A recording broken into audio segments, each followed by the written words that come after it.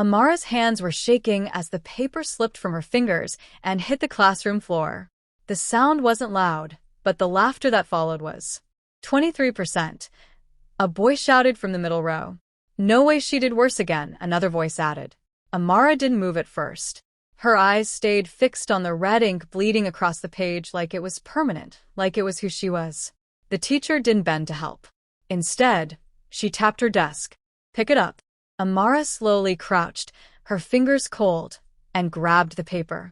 She could feel every eye on her, every whisper wrapping around her like something tight. She's so dull. Why is she even here? Amara returned to her seat at the back, her head lowered. She didn't cry. Not anymore. Crying only made it worse. The teacher's voice cut through the room. Some students just don't put in the effort to think. And this is the result. A few students clapped lightly, mocking. Amara stared at her desk. Something inside her sank deeper. Not just embarrassment. Something heavier. Something that whispered, maybe this is who you are. If you've ever been judged before people understood you, stay with the story, because Amara's journey is just getting started. The next day came too quickly. Amara, answer number 4. Her heart jumped. She looked at the board, then at her notebook. The words didn't connect. They never seemed to. I don't know, she said quietly. The teacher sighed. You never know. A boy leaned forward from behind her. Just guess. You might accidentally be right one day. Laughter again. Amara's fingers tightened around her pen. At lunch, she sat alone, chewing slowly, pretending not to hear the voices nearby. I heard she got the lowest again. She always does. Maybe she's just not smart. That word again. Not smart. At home, her mother noticed the silence. How was school? Fine. Her mother looked at her longer. Results came out today, didn't they? Amara hesitated. That was enough. You need to take your studies seriously, her mother said, not harshly but firmly. You can't keep falling behind like this. Amara nodded, but the words didn't feel fair. She was trying. That night, she sat at her small desk, books open, pen ready. She read one paragraph. Then again. Then again. Nothing.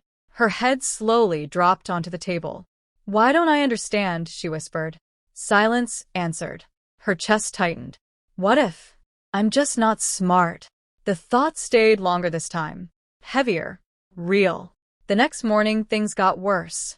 Test results, the teacher announced. The room buzzed with excitement. Highest score, 91. Applause filled the room. And the lowest? A pause. Amara already knew. Amara, 18. This time, the laughter felt sharper.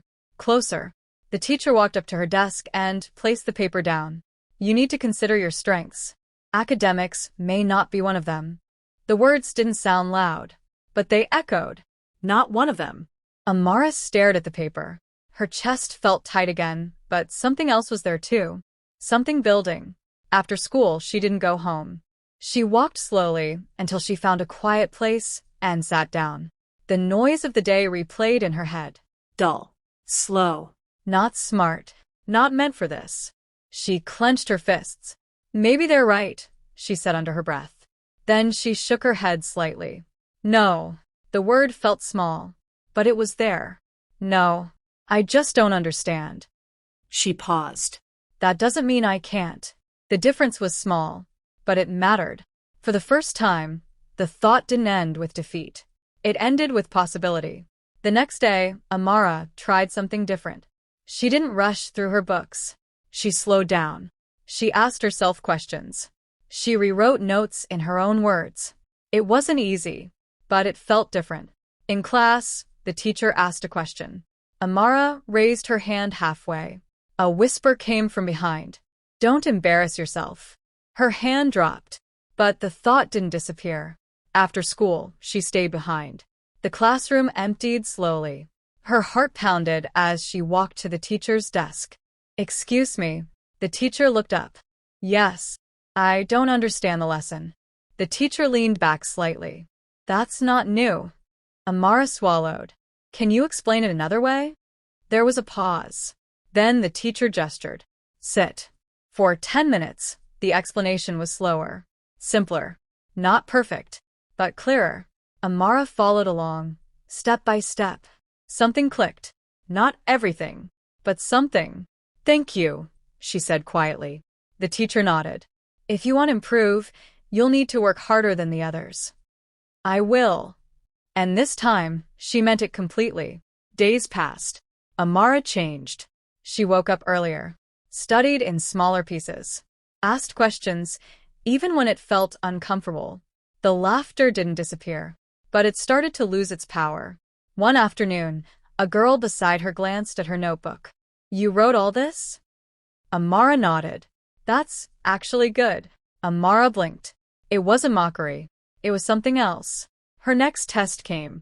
Her hands trembled as she held the paper. But her mind didn't go blank this time. She wrote. Slowly. Carefully. When results came back, her heart raced. Amara. She stood. 56. Silence. No laughter. Just surprise. Improvement, the teacher added. Amara looked at the paper again. 56. It wasn't high, but it wasn't the lowest. It was different. The boy behind her leaned forward. Wait, seriously? Amara didn't respond. She just stared at the number. For the first time, it felt like proof. And if you've made it this far, don't forget to like the video. You're about to see everything change. Weeks turned into months. Amara didn't stop. Her scores kept rising. 60. 65. 70. Each number felt like a step forward. One day, the teacher asked a difficult question. Silence filled the room. Amara's hand went up. This time, she didn't hesitate. The teacher looked surprised. Yes, Amara? Her voice shook, but she spoke. And she was right. No laughter. Just silence. Then, correct. The word landed differently. Stronger. Real. A whisper spread across the room. Since when does she know answers? Amara sat down slowly. Her hands were shaking again. But not from fear. From something new. Confidence. Time passed. Amara grew. She wasn't invisible anymore. She wasn't the joke. At home, her mother looked at her report card. 78. Amara nodded. Her mother's eyes softened. I'm proud of you. Amara looked down quickly. I'm still learning. Yes, her mother said gently. And you're getting better. Years later, the classroom looked different. But the feeling was the same. Amara stood at the front. Confident. Calm. Brilliant. She explained a complex idea, breaking it into simple steps. Students listened closely. One raised a hand. I don't understand. Amara smiled. That's okay, she said. Let's try another way. No laughter. No judgment. Just learning. After class, a student approached her. You make things so easy to understand. Amara paused, then smiled softly. I struggled a lot, she said. So, I learned how to explain it better. As she walked away, she caught her reflection. For a moment, she saw the girl she used to be. Quiet, doubtful, labeled. Then it shifted. Focused. Strong. Brilliant. She didn't become that overnight. She became it because she refused to stay what they called her. And if this story reminded you of yourself, don't just scroll away. Like the video. Subscribe for more stories like this. And comment below, have you ever been underestimated? Because sometimes the world gets it wrong. But what matters most is that you don't.